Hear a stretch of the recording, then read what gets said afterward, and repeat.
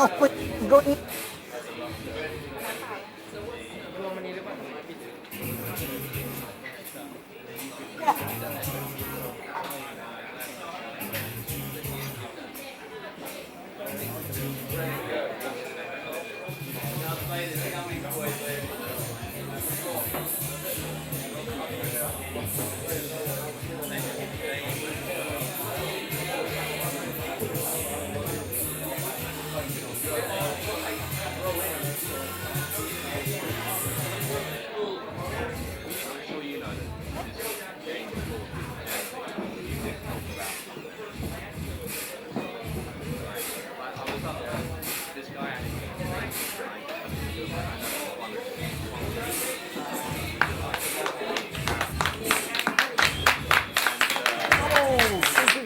Thank you. Thank you. Mike's gone. Hello. Good evening. Can everyone hear me? Yes, we can hear you. My name's Mickey, and someone stole the other mic. I found it. Here we are, in the Pickled Liver, in the heart of Bangkok. The finest bar in Bangkok, in the finest city in Thailand, probably the finest city in the world. Once you've been here, you do not want to live anywhere else. Now, people come on the pretext of after bargains.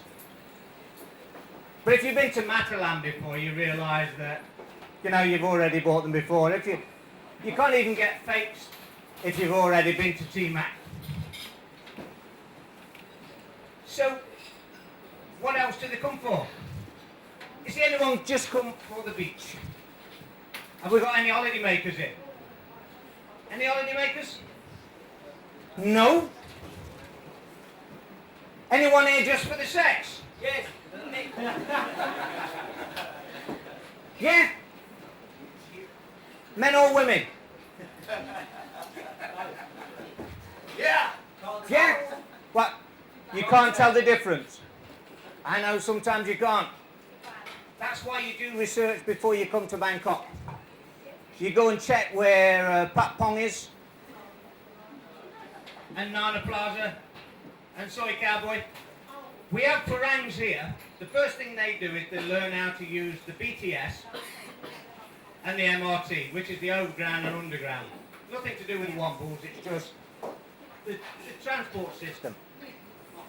So they can find their way anywhere in Bangkok without any trouble. But they go to Soy Cowboy and they can't find the bloody way out. So half the time they're there for the whole fortnight. And the dogs have to be sent in because they're dehydrated. You know, the first words they hear when they get here is, where you go? Where you go? I want to come home with you. I go with you. And that's just Nick. Absolutely. Yeah, that's just the bar staff. Which is very nice. So you go and do a bit of research and you have a look to try and work out the system and how the bars work. And you discover that where they are, all these plazas and lap dances and all that sort of thing. And you also check out the most popular word, which is bar finds. Now, bar finds is when you go into a bar, and this is as gentlemen, that is, and I say that word loosely. You go in and you see an attractive girl that works in that bar. And if you want to take that girl out of that bar, you know, for a romantic meal in a restaurant somewhere, as you would, then you have to pay the bar owners a bar fine. But sex is one of the most things that we come here for. And I've noticed that when I was gambling, I was addicted to horse racing, fruit machines in bars, and whatever. So I bought myself a racehorse, and it was called My Face. And I just enjoyed going down the track and listening to the women shouting, "Come on, My Face." And bar fruit machines. I bought one and took it home, and I played it constantly. And I got so bored. So your best therapy is to continually stuff yourself with whatever you're addicted to, chocolate or... You'll soon get bored. And this is the best place in the world if you need sex therapy. If you want to cure yourself of sex addiction, you come here to Bangkok. Because you'll get to the stage where, no, I'm not bothered today. No, why not tomorrow? No, okay. But your girlfriend will get her hairbrush and she will keep prodding you in the back with it. And she'll be saying, now you know how I feel. This is in bed first thing in the morning. I haven't got the picture. And one of the guys that's famous at the moment, does anybody know him, is now has to go to sex therapy. No, he's actually a famous sportsman. It's half time. He's half Thai, yeah. He's into bondage. John Terry. That's it. Yeah, Tiger Woods. And we have got Tiger Woods here tonight. He's come here to do his sex therapy. My tongue's got. I've been working my tongue lately, and it's not quite working. He's coming here for his sex therapy, and he's going to let us know how. Could you fetch Mr. Woods for us, darling? Thank you very, very much.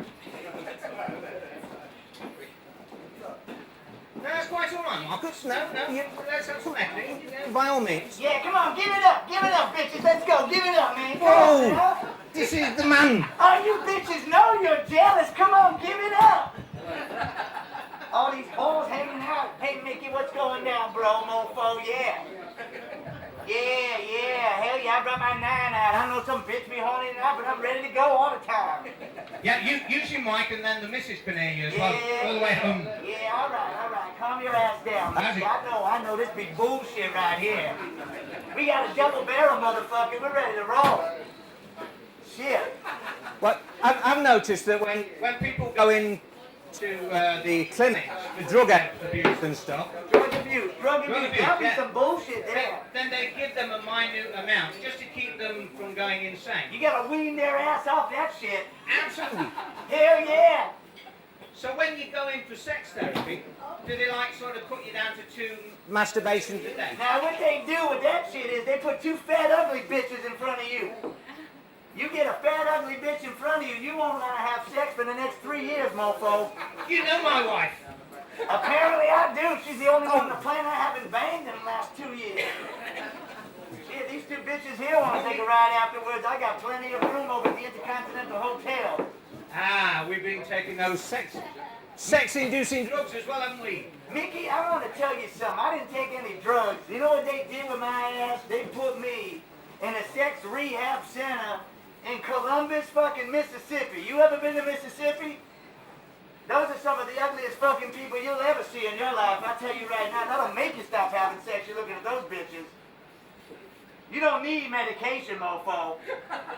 Thank you very much. Apparently, I'm gonna have a live CD, but none of you people gonna be on it. You're going to be singing as well? No, I'm not gonna do singing after I'm dying doing comedy. That shit ain't gonna roll either. Well, I don't know. Well, let's talk about something funny like your golf. Listen, I want to tell you something. I learned a lot of shit in sexual rehab camp 2 weeks ago. One thing I learned is I don't miss the golf course, but shit, I miss intercourse. I'll tell you right now. You got that shit right. I want to thank the brothers right here at this table. They're the only people listening to this shit. What do you miss about the sex? Well, I don't miss a whole lot. Let me tell you something. I'm ready to give up $100 million of my estate to my wife, okay? My future ex-wife. And I want to tell you, when I heard the story broke, I was sweating like Tiger Woods was never sweating before. I was sweating like Mike Tyson at a fucking spelling bee. I was sweating like Michael Jackson at Toys R Us. I was sweating, bitch. I'm telling you right now, I was sweating like a gerbil at a gay pride fucking festival. I was sweating, bitch. I'll tell you right now, I was at a gay pride festival. I saw a gerbil teasing his hair going, I'm a fucking cat. Keep it Move rolling. around up, Yep, move around up, yep. Mickey, I'm sorry. Well, I don't know.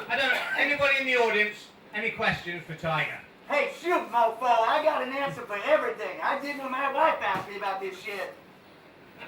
Any questions? Hey, we got deaf mutes in the crowd tonight. Yep. Hey, I'll tell you something. I learned a lot of shit being in sex rehab. Number one thing I learned, I need some pussy, okay? Yes, sir, what do you got there, bro? A vow to celibacy. Shit, man, I entered the priesthood. I get more sex than any of your asses. You don't want to be a Catholic priest, man. I've been cleared of those charges, bro. Mm-hmm. Okay. You know, I'm half Thai. You didn't mention that. I'm half Thai. We did. We talked about bondage. Yeah, no, Yeah. we're not going to get into that shit, but I'm going to tell you something right now. I know I'm half Thai because every time I was in the bedroom with that bitch Rachel, that Las Vegas cocktail waitress, Yep. she knew I was half Thai. She started shooting ping pong balls out of her pussy. Whoa. Oh, and darts. Well, We we're not can going to go do that far. I don't want some No. dog shooting my ass in the bedroom. Well, that might give you motivation. That would get you moving. Mickey, I just got to tell you, you've assembled the most enthusiastic crowd I've ever seen I in know. my life. I know. I think they would. These fucking people, I feel like I'm in a seance. What do you got going on here, Pickled Liver? Now we're going to talk about psychology next. Yeah, we might want to and- do that and brainwash these motherfuckers because they ain't got to wake up tonight anytime soon. Shall we give a big round of applause for Tiger Woods? Thank y'all very much, man. Good job. Thank you very much, my friend. Thank you, all right. Oh. Hey, good luck, Where is man. it? Good luck to you, brother. All right. Is it? Good luck to you, brother. Well, he mentioned spooky stuff. Is there anyone in who's ever actually sort of seen a ghost? Have you ever witnessed a ghost? I thought everyone did. Have you ever played the Ouija board? Yeah? Yeah, I know, but I'm going to be talking to you. You're a guest. Shut up. Yeah, I want these audience to sort of participate. Yes, I won the derby. Yeah. I won the derby on a Ouija board. Black carpet in 1953. I didn't know they ran on the board. No, you put your fingers on it. What's Yeah. that? Put your fingers on it and One finger. one finger. And this one finger told you the winner of the derby. Black carpet. Black carpet was running the It was spelt out for you. T-A-K-I-N, not carpet. Yeah, no, fair enough. So I put money on it. Fantastic. And he won 2 million. Go and bet it again. He's dead now. Yeah, I know, too many spirits do work, don't they? Blue battery, that's true. And look, I mean, I actually sort of backed the Grand National winner, well-to-do, in a similar manner. But while I was at the course and I was arrested for making love to this woman at Beecher's Brook, and I got 14 other offences to be taken into consideration.